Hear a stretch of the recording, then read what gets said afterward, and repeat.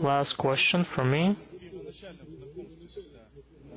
When we first begin to get to know these people, what is the first message that we need to bring across? Let's say we go to a festival, everyone is resting, relaxing. We can't immediately tell them, look, you're going to have problems and so on. We have the solution to all these problems. But people are there to have fun, to relax. We also want to play with them and we want to present our courses. But is there a message that we still, like a minimal, basic message that we need to bring them so they would look at us not as just look at us correctly, or is it something that we don't really even need to think about, that they're going to get our message anyway? I think that just saying that during the first meeting, there's no point in that, because people are going to hear by themselves. They're going to understand who they are, who you are. They're not going to understand what you want them to understand, but they're going to understand what they can from you. So each one is going to understand in his own way, and nobody's going to do that however you want it, because you are putting into these words completely different meaning than they get. You and them are two completely different systems. And since there's no communication, then there's no point in talking to them. If you go somewhere first, you need to first, as quickly as possible, to place them at a workshop.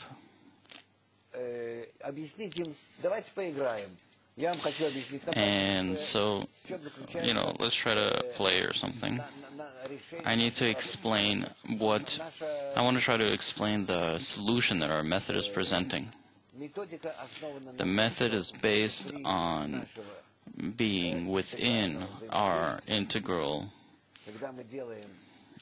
interaction. When we create this connection of people in a circle, and people, according to different rules between themselves, start to contact one another, then a special force appears in them.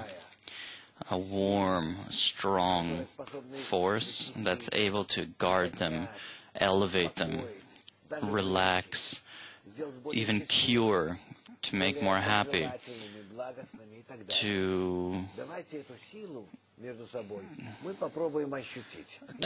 try to feel this force between us. That's why we need to sit in a circle. You don't need a lot of people. 5, 7, 10, not more.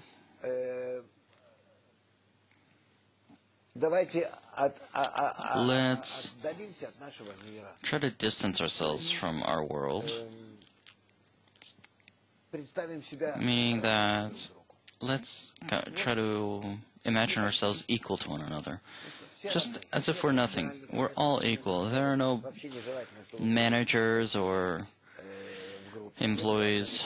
In fact, it's probably better that that's not the case. You want the people to be as homogeneous as possible in the group. So now, we're not going to interrupt each other or criticize each other.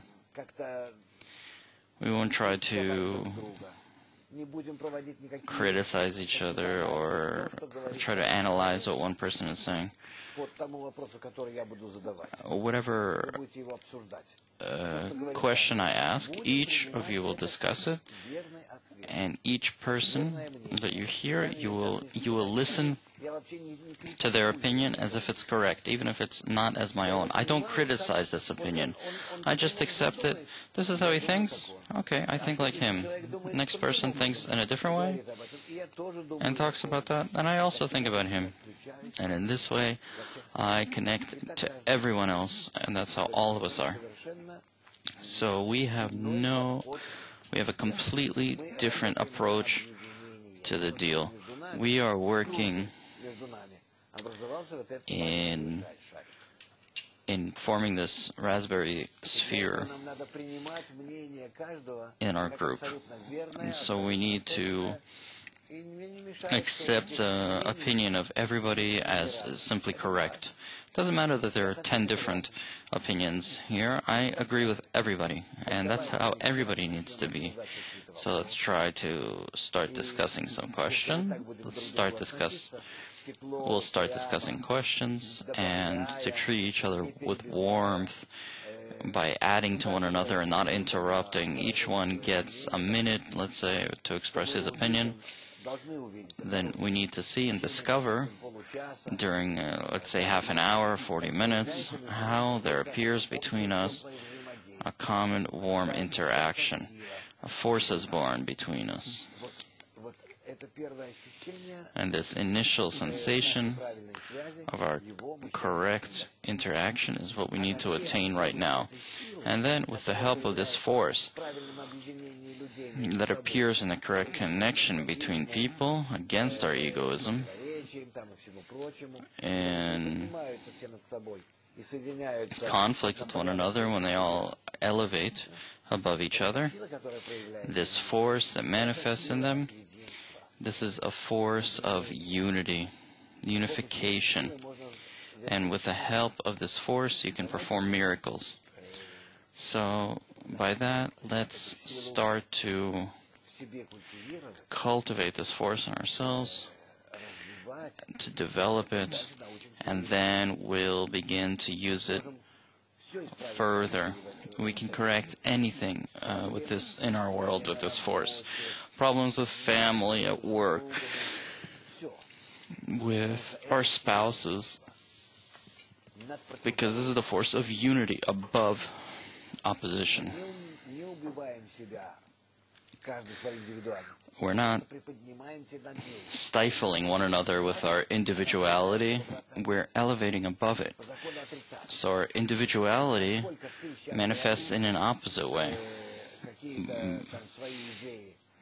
by the law of an opposite reaction. So as you voice your opinions, which are completely against mine, but by agreeing with you, I express myself in an inverse. Within myself, I perform this work, and my opinions remain. And the same way that I agree with you, in the same way that they are my own. So in this way, we unite among ourselves with our negative and positive views. But the positive unite us, because otherwise we would have no contact.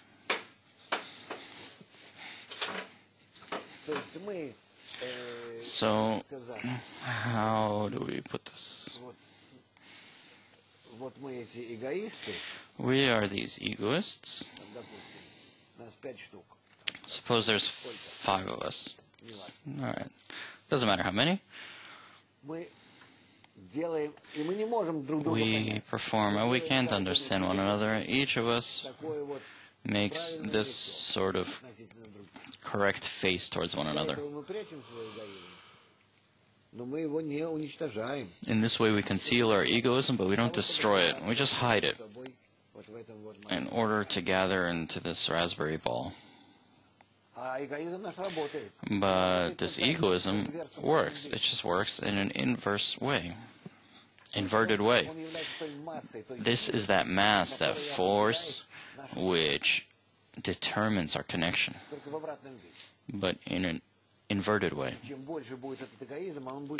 And the greater this egoism will be, it will keep adding to us. Oh, sorry, hang on, it'll add more and more and more to each of us, but with respect to that, we'll increase our raspberry ball more and more until we reach full correction, when the ego will grow.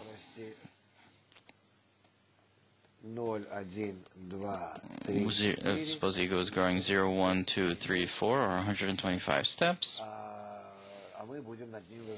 and we will ascend above it.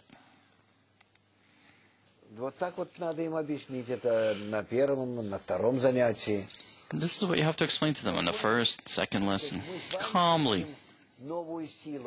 So we're searching for a new force with you. We're discovering a new force. This is a force of nature. This is when people, against their egoism, try to unite with one another. And so this motion towards unity against egoism is called integral education, or intelligent unity. It doesn't matter what you call it. And so at this point, this is how you give them a direction. And that's what we'll have. There's nothing more than that. After that, there's only a realization of how, a mastery of it. How do we unite such that this force would be in our hands, this force of connection? Not so that it would just be nice with it, but with the help of this force to shape our lives. Our lives, the government, the world. We can't do it. And this force is hidden in nature. And in fact, it doesn't oppose any formations of humanity, because in the name of love your friend as yourself, this is all based, you won't find any opposition to this ideal, unless there is some,